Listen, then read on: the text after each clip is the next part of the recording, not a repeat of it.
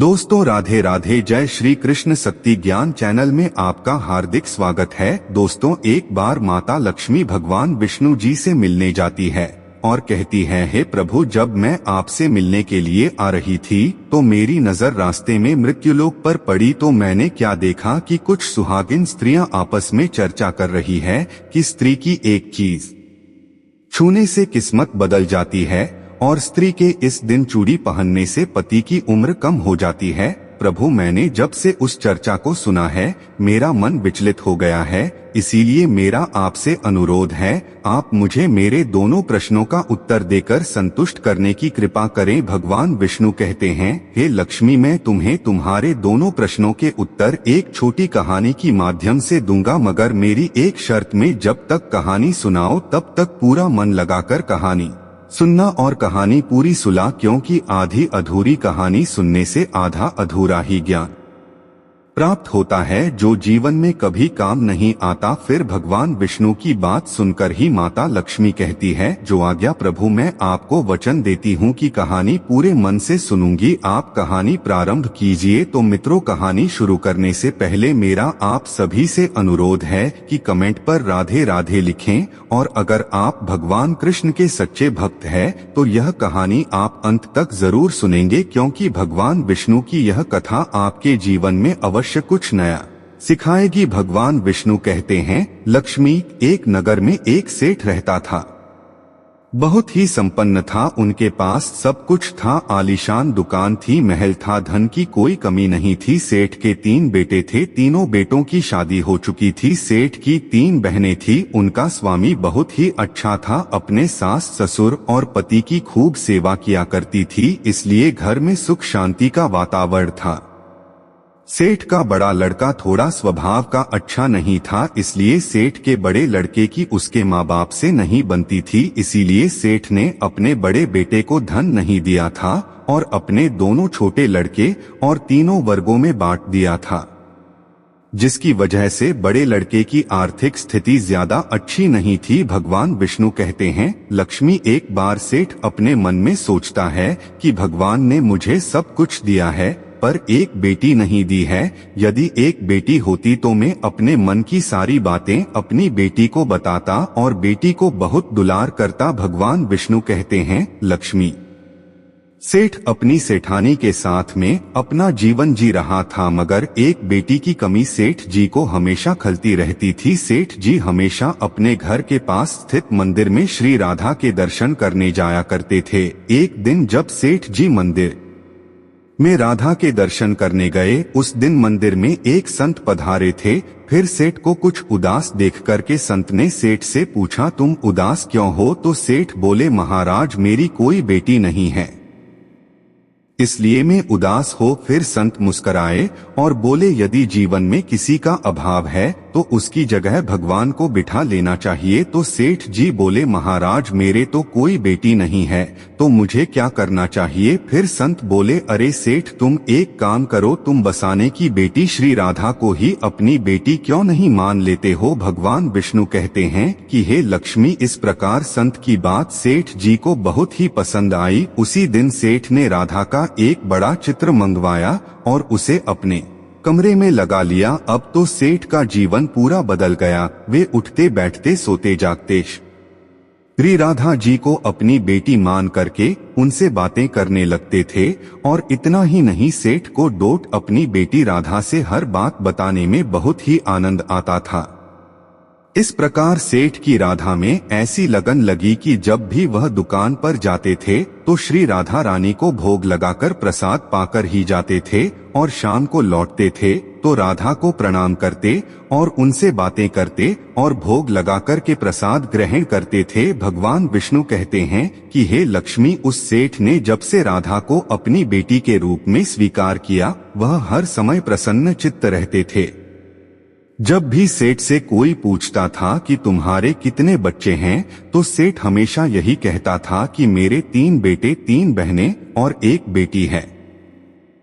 भगवान विष्णु कहते हैं, लक्ष्मी एक दिन सेठ जी के घर में चूड़ी पहनाने वाली मणिहरण आई तो राधा ने सोचा कि आज तो दिन ठीक नहीं और आज के दिन तो चोरी पहनना अशुभ होता है, इसलिए श्री राधा जी ने अपनी माया से उस मणिहार की चूड़ियों का रंग खराब कर दिया, जिससे सेठ की बहू ने चोरी नहीं पहनी और मणिहरण को वापस कर दिया। उधर जब 2 दिन के बाद में वही मणिहरण उन चूड़ियों को देखती है तो वह चूड़ियां सुंदर हो जाती है।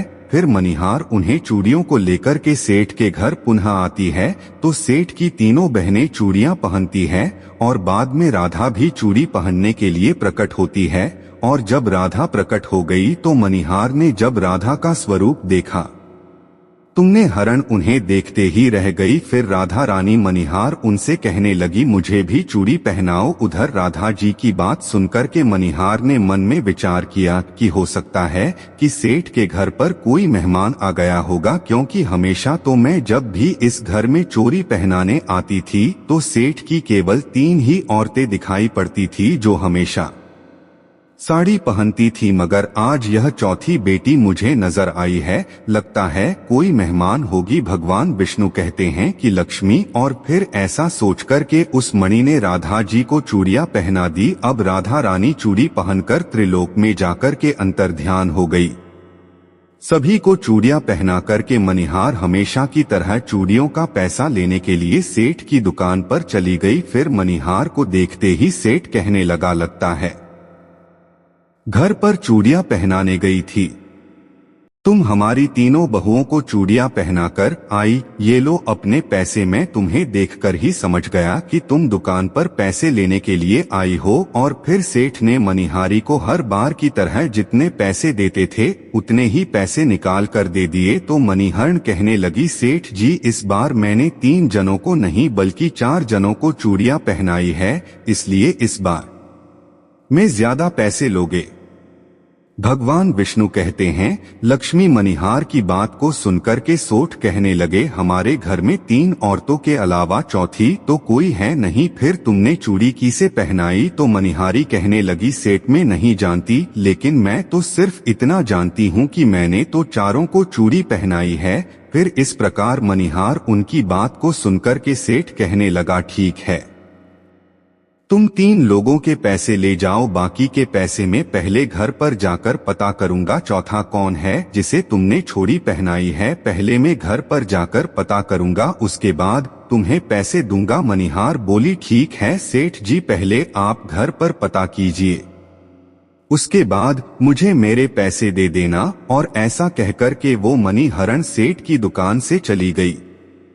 भगवान विष्णु कहते हैं कि हे लक्ष्मी, शाम को सेठ जी जब घर पर पहुंचे उन्होंने घर में मणिहरण के बारे में पूछा। उनकी बहू ने कहा कि केवल हम तीनों ने ही चूड़ियां पहनी थी। तो सेठ कहने लगा कि यही बात तो मैंने हरण को काफी देर तक समझाई कि हमारे घर में केवल 3 ही जने हैं, चौथा कोई नहीं है जिसे तुमने चूड़ियां पहनाई है। मगर वो मणिहार हरण यह बात मानने के लिए तैयार नहीं थी और बार बार उसका यही कहना था कि मैंने 4 जनों को चूड़ियां पहनाई है। भगवान विष्णु कहते हैं, लक्ष्मी इस प्रकार से सारी बात भूल गया और अपने नित्य काम में लग गया। सेठ राधा राधा बोलते बोलते श्री राधा जी को प्रसाद का भोग लगा करके और भोजन करके सो गया। उधर जब सेठ को नींद आ गई तो उसके स्वप्न में श्री राधा जी प्रकट हुई, उनकी आंखों में आंसू थे। सेठ ने पूछा, बेटी उदास क्यों हो? तो श्री राधा बोली, पिताजी आज मेरा मन बहुत दुखी है। मैंने आज अपने पिता का घर समझ करके यहाँ आराम से चूड़ियां पहनी थी, परंतु पिताजी आपने उस मणिहरण को मेरी चूड़ियों का मोल नहीं चुकाया। पिताजी आपने मुझे बेटी तो बना लिया परंतु आपको मेरी याद नहीं आई, आपने मुझे भुला दिया, इससे मैं बहुत दुखी हूँ। भगवान विष्णु कहते हैं, लक्ष्मी फिर इतना सुनकर के सेठ सपने में ही रोते हुए बोली, बेटी मुझे क्षमा कर दो, मुझे बहुत बड़ी भूल हो गई। और सेठ तुरंत ही नींद से उठे, उनकी आंखों से आंसू आ रहे थे। सेठ ने तुरंत ही तिजोरी में से पैसे निकाले और मणिहार के घर की तरफ चल दिए। सेठ ने मनिहार उनके घर का दरवाजा खटखटाया। मनिहार ने दरवाजा खोला और नजर पाया सेठ खड़े थे। तो मनिहार कहने लगी, सेठ जी इतनी रात को आप कैसे आना हुआ? और फिर मनिहार सेठ को अपने घर के अंदर ले गई। सेठ की आंखों में आंसू भरे थे। फिर सेठ मनिहार उनसे कहने लगा, तुम्हारे जैसा भागी कोई नहीं, तुम तो बहुत ही भाग्यशाली हो। तो मनिहारी कहने लगी, सेठ जी ऐसा क्या हुआ? तो सेठ बोला, मैंने राधा जी को अपनी बेटी बनाया है, परंतु मैंने उन्हें कभी भी अपने नेत्रों से नहीं देखा, लेकिन तुमने आज उन्हीं राधा जी को अपने हाथों से चूड़ियां पहनाई है। आज तुम्हारे जितना भाग्यशाली इस धरती पर दूसरा कोई नहीं। मैं तुम्हें अपनी पुत्री की पहनी हुई चूड़ियों का मूल्य चुकाने आया हूँ। और यह कह करके सेठ जी ने रुपयों से भरी हुई थैली मणिहरण के सामने रख दी और कहा, इसमें से जो भी लेना है ले लो। भगवान विष्णु कहते हैं कि लक्ष्मी जब मणिहरण ने सुना कि स्वयं राधा जी उसे छूट दिया पहने आई थी, तुमने हरण की आंखों में भी आंसुओं की धारा बह निकली। और मनिहार बोली, सेठ जी मैं राधा रानी की चूड़ियों के पैसे कैसे ले सकती हूँ? ऐसा सौभाग्य किसे मिलता है जो मुझे मिला, और मैंने राधा को अपने हाथों से चूड़ियां पहनाई। मैं आपसे बिटिया राधा की चूड़ियां के पैसे कभी भी नहीं लूंगी। भगवान विष्णु कहते हैं, लक्ष्मी परंतु सेठ नहीं माने। सेठ जी ने रुपयों से भरी हुई थैली मनिहार उनके घर पर रखी और वहां से सीधे घर आए और अपनी पत्नी को लेकर के श्री राधा जी के मंदिर में चले गए। और उस दिन के बाद में सेठ जी ने अपना सब कुछ छोड़कर के संन्यास ले लिया और अपना सारा जीवन राधा जी के मंदिर में राधा जी की भक्ति करते हुए फिर बिठा दिया। भगवान विष्णु कहते हैं, लक्ष्मी इधर तो सेठ मंदिर में राधा जी की भक्ति का दीवाना हो जाता है और अपनी पत्नी के साथ में मंदिर में रहकर के राधा रानी की भक्ति करने लगता है। उधर राधा रानी बड़े लड़के के सपनों में पहुंच जाती है और कहती है, तुम अपनी माँ की सेवा नहीं करते हो, इसलिए तुम्हारी खराब स्थिति है। तुम आज से ही अपनी माँ के चरण स्पर्श करना प्रारंभ कर दो। रातों रात में तुम्हारा भाग्य देखना कैसे बदलता है।